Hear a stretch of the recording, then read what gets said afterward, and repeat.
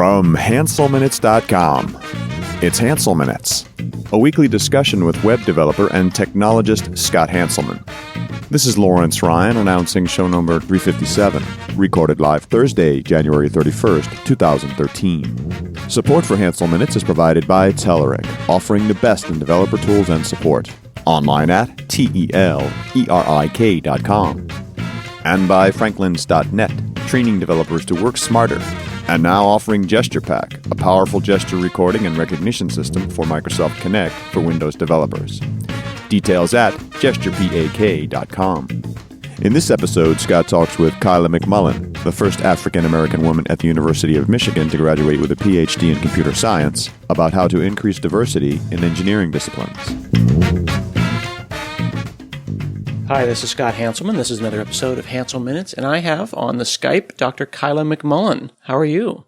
I'm doing well. How are you? I'm very well. Congratulations on your recent, is it a graduation? Is that what it's called when you become a PhD? Yeah, we'll call it that, yeah. Is there like an official thing? Like I graduated from college, but it doesn't quite seem like a big enough word for a PhD. I mean, you defend your dissertation, and that's the one that sounds like it has lightning and all that stuff. So, you have a defense, and then you attend commencement. We just call it commencement at that stage. But yeah, that's about it.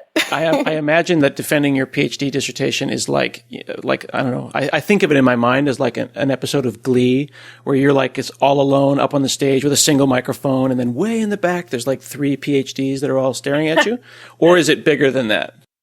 That's a pretty accurate assessment, though. You do get to have your family can come. It's an open defense. So typically you have, family, friends, anyone who's, helped, maybe your lab mates. But yeah, it's you up there. You're running the show and they hurdle questions at you and they pretty much want to tear apart everything you've done or ask questions about why you chose this or why you chose that. So yeah, but it's not too bad. Mostly you've been in contact with your committee during most of that process, so there shouldn't be any surprises at your defense. And if there are, then you haven't been in good communication with your committee. I see. So if you said something, if a question came up that you didn't see coming, you didn't have a good relationship with your...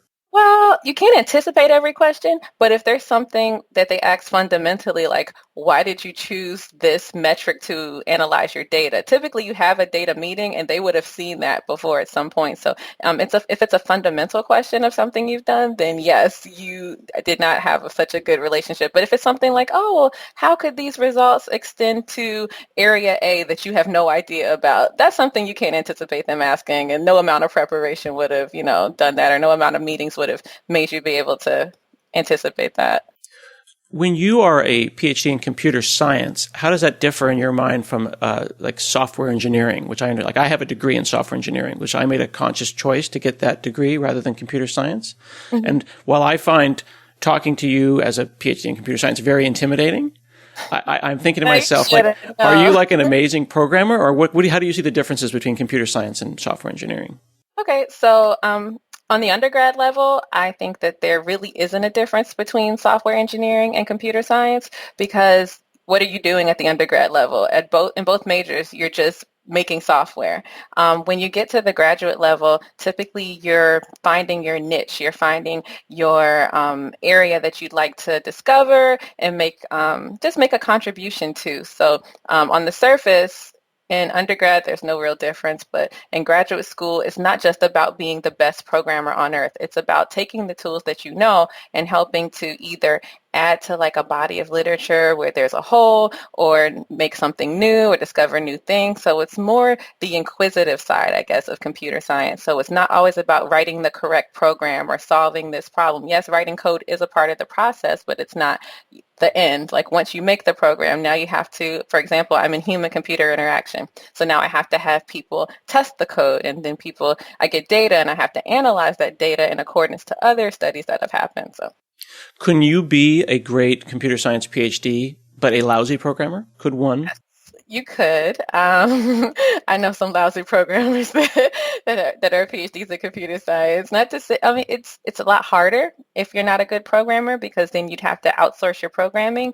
Let's say if you're in a lab and you have undergrads sometimes or master students where they'll pay them to do the coding, then that may work out for you because all you really need to do is to, run the study or do the thinking behind it. Like you're telling them what to code, but the problem is a lot of times they're not as well versed in the area as you are. So they may make a mistake, or if you don't understand the code, they may have inserted something that's wrong and you don't find out until well in the process. So it's better if you're a coder because you can just make the system exactly the way you know it needs to be. And if you get a question during your defense, like, oh, well, why did you implement this as a stack versus a queue? And this has a better runtime than this, and you're trying to improve latency, you can't answer that question because you can't code and you had someone else do it. So. Yeah, I see. So it would be like trying to be a poet without being a real master of your language of preference.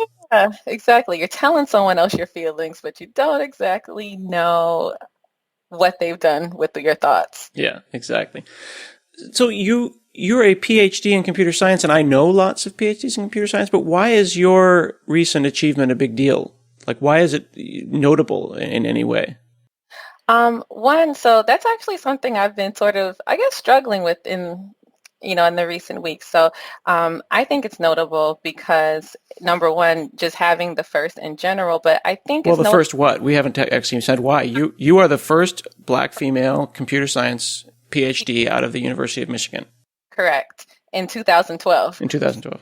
Yeah, I think it just brings a light to the fact that, number one, we're still having firsts like this across the nation. So it's showing just the problems or just the lack of people who look like us who are getting high-level degrees, because there's many more firsts to get out there. I'm pretty sure there's lots of other universities that have not had a first Black female computer science PhD. And the crazy thing is, a lot of my friends are first. Like my best friend, Afi, she's the first biophysics PhD, first Black one at Michigan, and I think maybe like fifth in the nation. I have another friend who's like the first genetics PhD at University of Chicago. My other friend, he's the first Black person at Purdue. So it's not so much about me. It's the fact that we can bring light to the fact that we're not attaining high-level degrees at as fast a rate as the rest of the population. Mm-hmm. So kind of asking some of the obvious questions or the hard questions from the perspective of a white guy.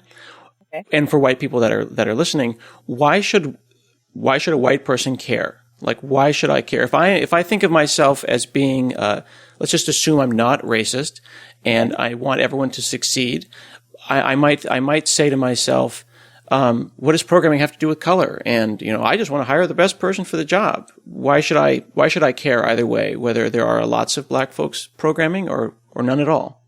Okay, that's I could see where that question would come from. But number one, the minority populations are growing at a very, very fast rate in the country. Like Blacks and Hispanics, I believe, are about 12 or 13%, but we're the fastest growing population. And if this is the same underserved population that is receiving the worst healthcare, the worst education, then we're not going to have people to create these computer systems. And I believe I read a statistic that said, I think by 2025, that 70% of the jobs we're going to have some sort of computer aspect. So if we have more people who aren't getting educations, who in the world do we think are going to program all of these jobs? Who's going to work all of these computers that are necessary for work? So, well, I guess white people.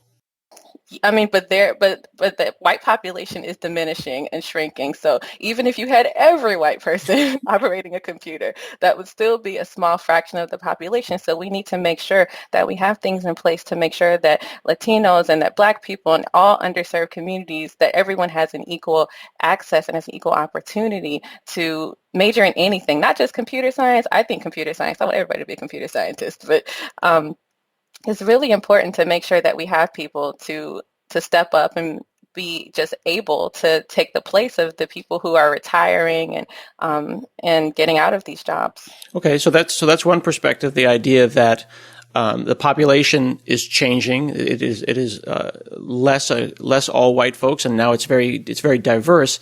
Is there really value? I mean, as a white programmer, should I value diversity in my workforce?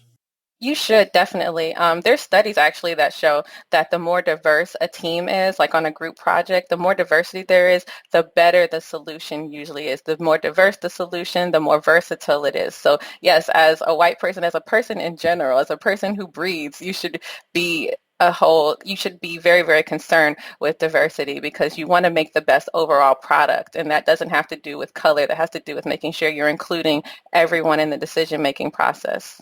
Interesting. So a number of people commented on a Google Plus thread that I started earlier, and they were saying, well, what does computing have to do with color? And while we're saying, it's significant and interesting that you are the first Black female, and you may have other things about you, like you could say, well, maybe you're the first, I don't know, Black female, diabetic, short person, whatever. Like, you could narrow it down as much as you want and make it as narrow as possible. But the point is that your experience in growing up, in being educated and becoming a member of the workforce is different than mine. So when you say a diverse workforce, we're not saying like pie chart diversity, like right. United Colors of Benetton. Like, do we have everyone of all shades, right? We need someone who's a little darker here. We need someone who's a little taller here. I hear you saying that we need diversity, which usually thinks about color, but in diversity of thought, diversity of age. Diversity of life experience, diversity of all sorts of things. Age is definitely one that you should have a diverse team in terms of software development, like human-computer interaction. You don't just make the same software for an elderly person as you would for a teenager, as for an adult. So there definitely has to be not only a person who is either expertise in designing for those those softwares or those types of software, or just someone of that age to evaluate it, because as we said, you have to make sure everyone's being represented so that the people who use the software in the end don't feel like they're being left out because, I don't understand that terminology, or this is a cultural gap for me to understand. So making sure everyone's at the table in the decision-making process. Yes, there's no one-size-fits-all software program, but we can make sure that we include the most people and don't exclude anyone. Do you think it would be interesting if we said that maybe someone was the first over 60 person who ever got a Ph.D. from a university? Definitely, because their experience is completely different than anyone else. Like, for example, if they're over 60, they probably have kids. It was probably a huge challenge for them to go back to school. The learning, there's so much that's so different about that person's experience that is definitely notable. Mm-hmm. I had Kimberly Bryant from Black Girls Code. You can go to blackgirlscode.com. And she's got this great nonprofit that runs around and puts together, I think of them as kind of like exposure days. Have you worked with them? Yes, I have. I actually saw them when they were in Detroit. I believe it was in October, and they are doing an awesome job exposing the girls to coding and computer science. They have lots of activities, but the activity that I came for was the Build a Web Page in a Day activity. And I actually had a chance to talk to the girls before they started their day, and I just told them about, how much they were needed in computer science. And I gave them, the statistics that I gave you, and I told them that that they're definitely needed, and even if they're not computer scientists, whatever they end up going into will most likely have some computational aspects. So it's very important for them to understand computing and know how to code. So a lot of them, they made web pages. They really liked it, and we could not get them off the computers. Like, it was time to eat lunch, and they were like, "Oh, just 5 more minutes, please." We almost missed lunch, but they were so excited. What do you think has kept Black people of color, and also women out of computing? Is it because there's just so many white folks that it's intimidating? Or is this something that started in first grade when maybe women aren't being pressured to go into math? I mean, I know it's a very nuanced question, but where did it start? I mean, we could just say entrenched institutional racism, but that's an easy answer. Yeah, that's definitely a cop-out. So I think the answer is so obvious that it just does not make sense. So my answer, and I can just give you an anecdotal story. So I remember being in high school and we had a computer science track in our science and technology program in my high school. And I really loved computers. And I remember battling like, man, should I take computer science? I'm not going to have any friends. And then I really remember vividly remember having the thought in my head, how in the world am I going to turn into a white boy? I need to turn into a white boy to take this class. So just, thinking back about that, I'm just like, okay, if the only people who you see in a certain major don't look like you, then sometimes that may tell you, okay, well, maybe people who look like me don't do this. For example, like there's lots of positive white male reinforcement for every single field. There's someone who does it. But in terms of Black women, we can be singers, we can do hair, we can do lots of stuff because that's what the media reinforces to us that we can do. Name a Black female famous computer scientist. I'll give you some time. So except Yeah, I mean, I'm like, I don't know, Mae Jemison, she's an astronaut. Does she program? Well, probably not. That's a good question. I'd be digging in the archives to find one.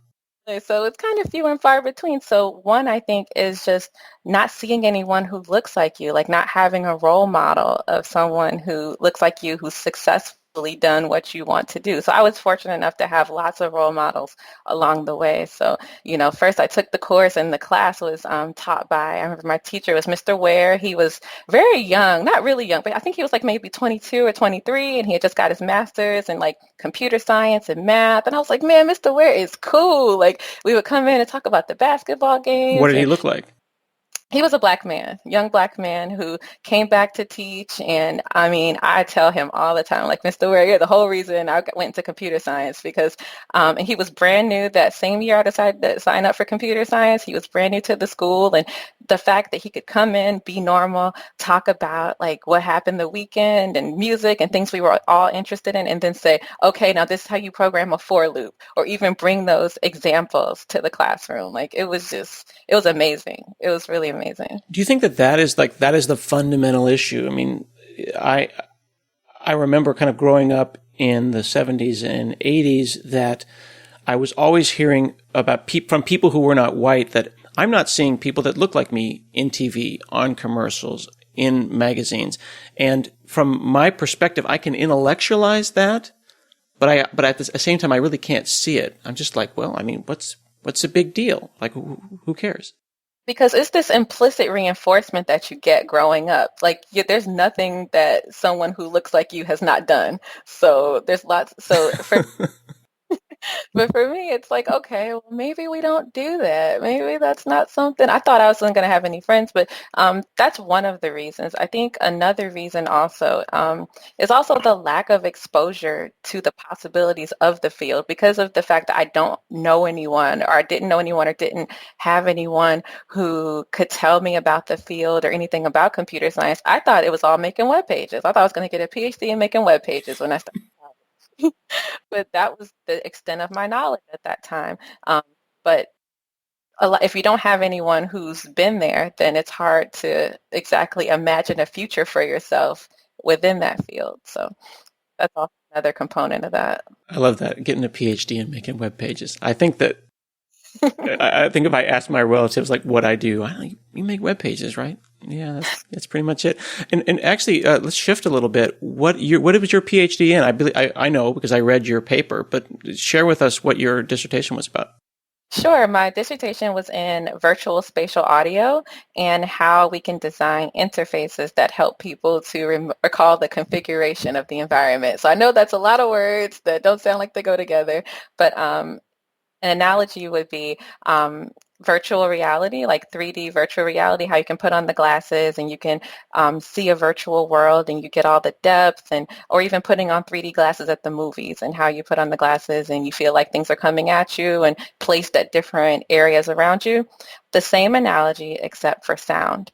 So you can put on a pair of headphones and there's ways that we can change the signal that goes in both of your ears to make it sound as though a sound is coming like, directly over your shoulder, in front of you, behind you, like anywhere in virtual space around you.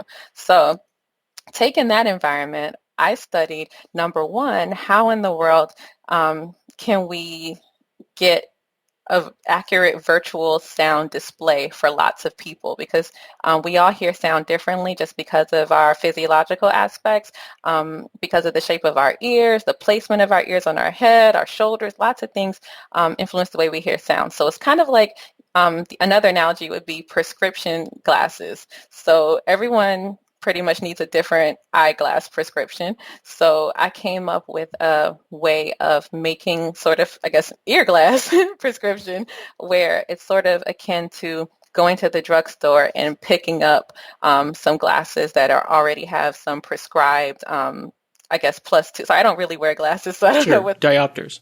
Yeah, the diopter. So it has already some prescribed thing, and you just put it on and see which one fits you the best. So I came up with a procedure for that. And the next part, so now that people can actually hear spatial sound in this 3D space. So hang on, let me see if I understand.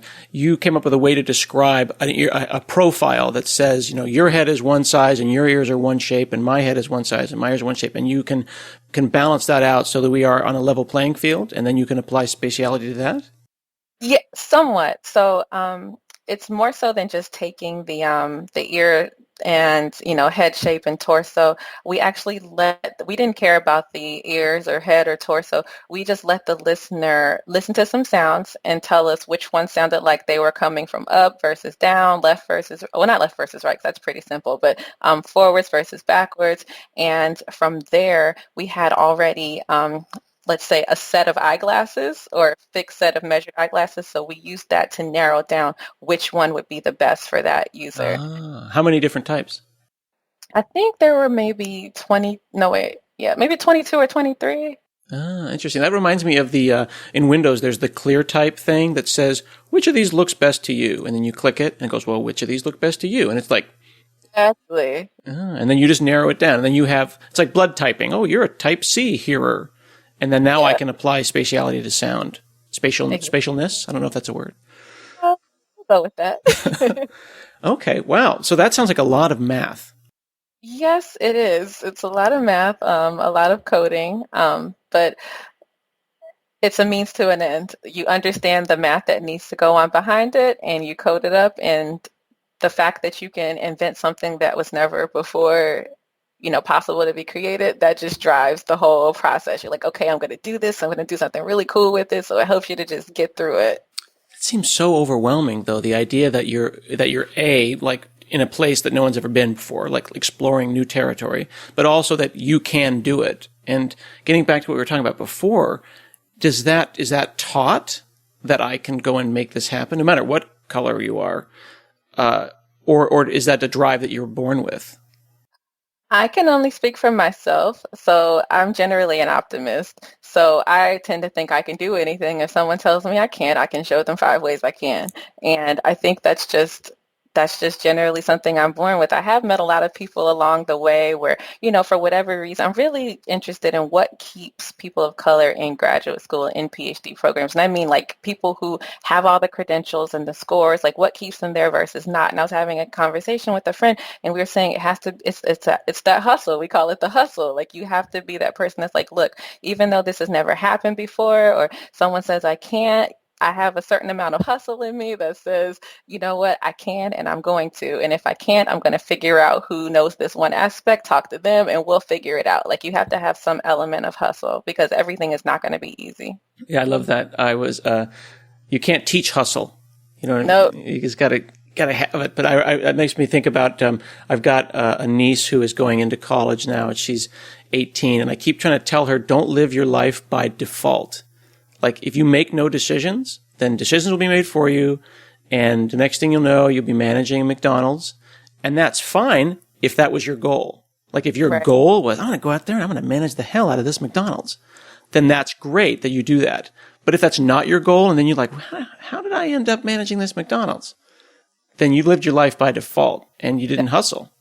That's really good advice. Living your life by default. Yeah, that's really good advice. And I agree 100%. Like, you need to make the choices that affect what you do, and not just say, oh, well, I guess this didn't work out, so maybe I'll go home. No, you have some control over your life. Mm-hmm. when you were going through this process, this multiple year long process to become a PhD, and as well as, all your postgraduate work, were you looking around and feeling like isolated? Were you thinking like, I don't know, what was I thinking? Why spatial audio and PhD and all of these white people? I mean, was that a motivator? Did you think about that every day, or is that something you think about once a year?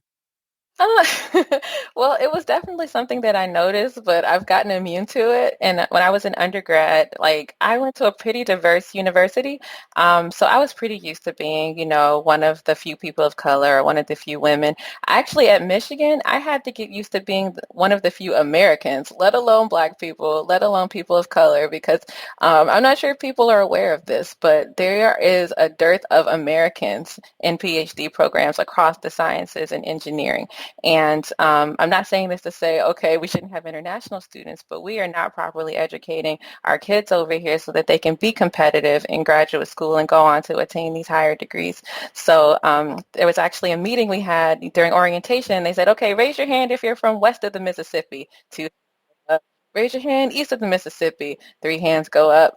Then international, the whole room lights up. Everyone's hand goes up. And I'm like, yeah, we need to do something about this. Right, because then we're giving people PhDs and then they leave.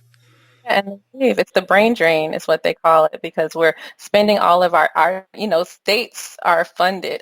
States and the federal government fund colleges and universities. And what we're doing is we're educating international students, and then they go home. So we've invested all of our money in these people who aren't going to sew back into our own system, our own economy, and our own jobs. So I'm not saying that, we shouldn't allow international students, but we definitely need to make sure that our students are in the room too. Well, it definitely means that we should prioritize, right? I mean, you and I happen to be in America, and we happen to have gone to American universities. Probably that should be the focus. Definitely. And I don't think that that's being too exclusionary either.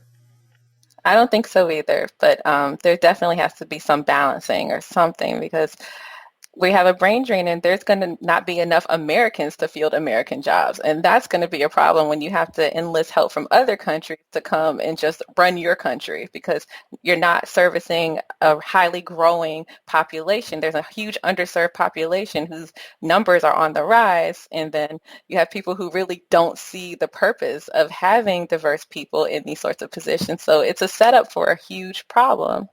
We had talked a little bit at the beginning about where this starts, and I go back and forth. I tease my wife a little bit about like just random physics stuff, right? There's a joke I always tell. This is actually true. It's a story where I was sitting around with a bunch of relatives, and they were all young relatives, like the teenager types, and one of them just says, "Oh gosh, what time is it in South Africa right now?" Now I could have just answered the question, right? But I'm geek uncle. So I grabbed an orange. I'm like, hold this. You're the sun. Okay, hold this apple. Okay, you're the earth. All right, the earth is tilted and it's spinning. And then you can just see their little young eyes just roll. They're like, just tell me what time it is. I don't want to know how the solar system works. But I'm thinking to myself, how can you not want to totally geek out about this? And I feel like that's lost. Like I'm meeting kids that are 11 and 12, and whatever happened between preschool and 11 or 12, they missed, and they're not totally geeked out about that. That's a really you see what I'm saying? They're not interested in the how. One, I could speculate. One could be just the fact that we're in such a fast-paced technology age where they're used to having answers that quick. They're not used to having to sit around and wait and figure out things. They're very used to just, okay, I want something, press a button, there it is. So there may not be that patience to sit and wait to figure out an answer. They're just like, I need the answer right now. That is actually very insightful. The idea that, well, I just Google whatever, and then somebody else figured it out. Right, and I don't need to know the how. I just need to know, and they may not even understand time zones. They may just know, okay, whenever I want to know what time it is somewhere, I'll just Google it. Now, is that why, if I understand correctly, you're going into being a professor? You're going into academia rather than into the private sector? Yeah, well, I'm going into academia, one, because I love research. I really love being able to solve questions that interest me and not just the company's bottom line.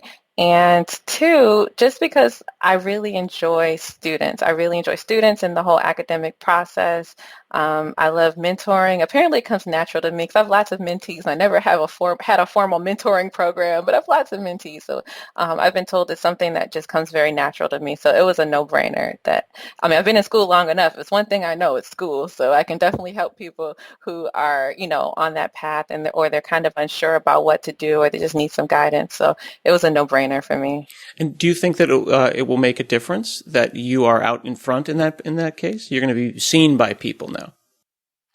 I definitely think it does make a difference. Definitely for women and people of color who may not have thought that, oh, okay, this is something that we do. This might not be, because there may be little girls who are like, oh, I really like computers, but there's nobody who looks like me who does this. Okay, I can be one of those faces. Like the fact that I'm out in front, and people like me are out in front, and we're getting more and more. But the fact that we're here definitely helps. I'd never had a Black computer science professor ever.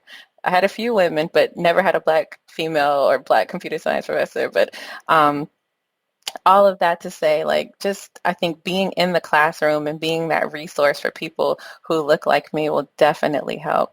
So given some of the statistics you mentioned before, like, for example, in the U.S., African Americans are about 13% of the population.